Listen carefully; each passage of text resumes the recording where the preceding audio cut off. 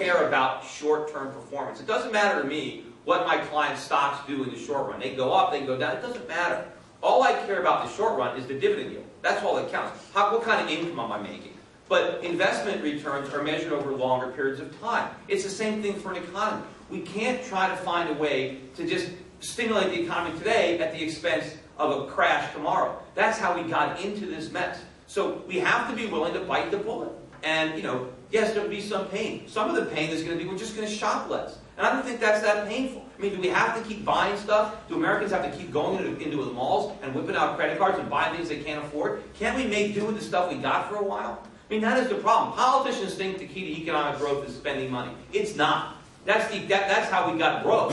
The way an economy grows is you don't spend money. You save money. Because economies grow based on capital investment. Capital comes from savings. We need that. We need Americans to stop spending. We need the government to stop spending. That's the only way business can start investing. And if we want to get real economic growth, if we want real productivity and real jobs, that's what we have to do. Right now we're living on credit. We're living off the charity of the Chinese and the Japanese and the Saudis. And one day they're going to come to their senses and they're going to cut us off. And we're going to be in serious trouble.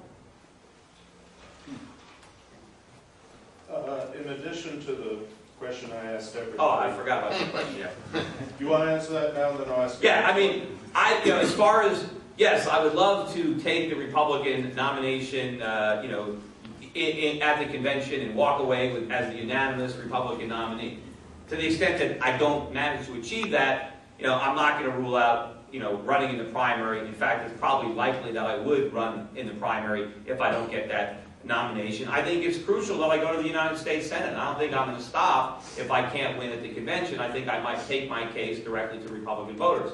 But if I lose in the primary and I can't convince Republicans to vote for me, I'm not going to run as a third party. I'm not in this as an academic exercise. I'm running to win. I don't think I can win as an independent. I can win as a Republican. So as long as I think I can win, I'm going to be in the race. But at the end of the day, if the Republicans don't select me, then I'm not going to run. And your next question? A lot of people I talk to on the internet are very impressed with your economic background, but they're also concerned about protecting the Constitution. Could you please tell everybody what you told me about the Patriot Act? Oh, the Patriot Act. Yeah, I've often gotten argued. The Patriot Act is probably the single most unpatriotic bill that's ever been passed, at least in memory in Congress. And that's often how Congress works. And it's amazing how, they try to get after the private sector for truth in advertising. There's no truth in legislating. Whatever a bill is, the title is always the exact opposite. So if they were going to try to complicate taxes, they would pass a bill called tax simplification. And then people would be for it. So the Patriot Act is really the unpatriotic act, but if they called it that, then nobody would vote for it. But one of the most onerous provisions of the Patriot Act is the Anti-Money Laundering Act. And that's supposedly in there to get terrorists. I mean, that's all nonsense. This has nothing to do with terrorists. This has to do with ordinary Americans who may or may not be paying their income tax. That's why it's there. They never could have gotten that in peacetime, but they slipped it in. So here's what it's done to me as a stockbroker and to you as a potential investor. There is no longer any financial privacy in this country between an individual and his banker or his investment advisor. It's completely gone. I am now an unpaid IRS agent and FBI agent. And I am required, at significant expense to myself, might I, it's very expensive for me to do this, I have to put in place an intricate formula to spy on my clients. I have to watch every single transaction they make. I have to ask them questions about their money. Where did they get it? If they want me to send them a check, what are you going to do with it? I have to ask all kinds of questions about their finances. I have to monitor all their transactions, all their buys and sells. Not to see if it's a suitable or a good investment, but because maybe they might be something that would be indicative of the fact that they're laundering money, i.e. not really paying income taxes. And if I find anything that looks suspicious, I have to give that information to the government. Now, I can't even tell you that I think it's suspicious, because I'm not supposed to tip you off. I'm supposed to just rat you out. And if I don't do it, if I don't prove to the government that I'm doing it, I can go to jail. I can be fined. I can be put out of the business. So you don't even have to be doing anything wrong. I just have to think that maybe you did something wrong, and then I got to tell Big Brother about it. Now, I mean, that's not the kind of country that I want to live in. I want people to know that they have privacy in their personal affairs and their papers, and if they're talking to their banker's not spying on them. Their banker's not trying to figure out if maybe I'm doing something wrong so he can go to the government. And maybe you're not doing anything wrong. Do you really need government agents, looking over your stuff because somebody said, hey, maybe this guy's doing something wrong? So this has completely run up the cost in the brokerage industry, in the banking industry. It costs a fortune, an absolute fortune for me to comply with this, and all my clients' rights have gone out the window, and I don't like it. I don't like being an unpaid IRS agent. I don't want to be an IRS agent at all. But if the government thinks one of my clients is cheating on their taxes, fine. Let them figure it out. Don't involve me. Do it on your own. Get court orders. Do it the legal way. Respect the Fourth Amendment. Respect the Fifth Amendment. There's got to be some kind of due process. Now, what about involuntary servitude? I don't want to work for free. Nobody wants to work for free. So it's a terrible bill. And again, it's an example of the government using the terrorists, using the tragedy of 9/11 to take away our rights, to scare us into surrendering our rights, because they say we need this to protect us. We need this to fight terrorism. They're not fighting any terrorists with this bill. I mean, I often joke, they say we want to make sure that the terrorists aren't investing their money with U.S. brokerage firms. Why? They'll lose it. Imagine if the terrorists had bought some .com stocks, or had bought some subprime mortgages. They'd be broke. Instead, we forced them to put their money in gold, and now look where they are.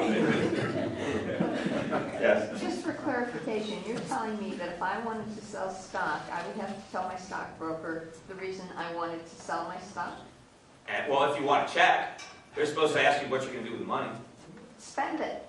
I mean, obviously. Or where you get it. More importantly, if you send me a bunch of money, what's the source of the funds?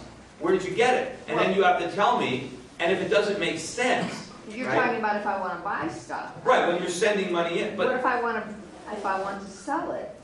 Do I have to tell what I want to use it for? I'm supposed to ask. See, you don't have to tell me.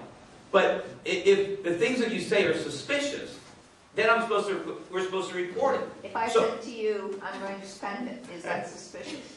I don't know. It depends on all the other things that I'm looking. But the whole point is, we are supposed to have a procedure in place to follow all of our clients and monitor their transactions to look for suspicious activity. And if we find any, we have to file a report of suspicious activity. And if we don't, prove to the government that we're monitoring all our accounts, and if they come by and they look at it, then they can fine me. They can kick me out of the brokerage business. I mean, it's a terrible thing. And this is, it's the camel's nose under the tent. I can only imagine how much more onerous these rules are going to be as time goes by, especially as the government becomes even more corrupt, as taxes become higher and higher to the point that nobody can pay them and survive. And so the government has all this control. I don't want the government to have all this control. I want to fight terrorism, but I don't want to surrender the Constitution to do it, because then the terrorists win. And what are we fighting for? There are so many famous quotes of famous people about that you cannot surrender liberty for safety or comfort, because you're going to end up losing them both. We can't do that. Yes, we should fight terrorists, but we have to preserve our rights in the process. Yeah. Hi. First of all, I'm an expert in the banking regulations, and I can attest to what you're saying about over-regulation. I'm familiar with the SARS and all that stuff. And you're definitely right on. Banks themselves are getting overwhelmed, and the politicians want to blame the banks for the problems that the politicians are causing themselves. I have a few questions for you. I can see the passion in your voice, and your real passion about what you're saying. You have a sense of urgency for the country, and I totally agree with what you're saying about the economics. I can see a disaster coming down the pike, just like you. And anyone who has any understanding of economics should see it coming too. I have several questions. One is, where do you stand on free trade? Number two, you're running for the U.S. Senate, but it's the House that spends the money, basically. So are you running for the wrong position? And the last question is this. You're going to be running in a campaign against probably Blumenthal. It's going to be an unbelievably expensive campaign. I'd like to see have a candidate running on the Republican side that not only is intellectually strong like you are, but has the firepower to wage a competitive campaign. One of your opponents for the Republican nomination is a very wealthy person and has said that they'll put $30 million into their campaign. Will you be able to raise the kind of money to run an effective